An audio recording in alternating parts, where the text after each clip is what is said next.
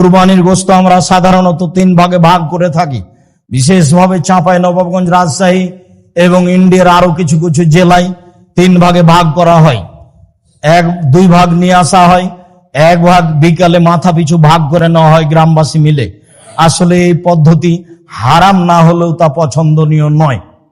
আবার কোন কোন এলাকায় মানুষ হারে কিছু দিয়ে দেওয়া হয় আর সব নিয়ে চলে আসা হয়, এটাও ঠিক নয়। হ্যাঁ, 3টার পদ্ধতির মর্মে কোনো হাদিস সহিহ নেই। যে হাদিস এসেছে যে 3 ভাগের 1 ভাগ নিজে খাবে, 3 ভাগের 1 ভাগ গরিব প্রতিবেশীকে দিবে, আর 3 ভাগের 1 ভাগ ফকিরকে দিবে যারা ভিক্ষে চায়, মর্মে হাদিসটি মানুষের বানানো নিতান্তই জয়ীফ। কাজে এই হাদিসকে দলিল সামনে রেখে কুরবানির গোশত 3 ভাগে ভাগ করতে হবে এ কথা নয়। 3 ভাগ করলে নাজায়েজ হারাম হবে এ কথা নয়।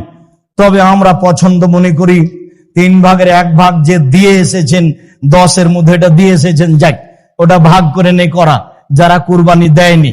আমার এক চাচা বলছেন, আব্দুল রাজ্জাক তাহলে তো ওদেরই গোশত বেশি হয়ে যাবে। তো তাতে কি আছে, ওদের গোশত যদি বেশি হয় হোক, কিন্তু 3 ভাগের 1 ভাগ দিয়ে এসেছেন আর নিতে যাবেন কেন? আবার যারা বলছে নিতে গেলে ওটা বমি করার মতো হয়ে গেল, দান করেছে আবার ফিরিয়ে নিল। কুরবানির গোশত অত ছোট জিনিস নয়, খুব দামি গোশত, খুব সম্মানী। দিয়ে এসেছে আবার নিতে গেলে সেটা ওই বমন হয়ে গেল, এ কথা বলা যাবে না।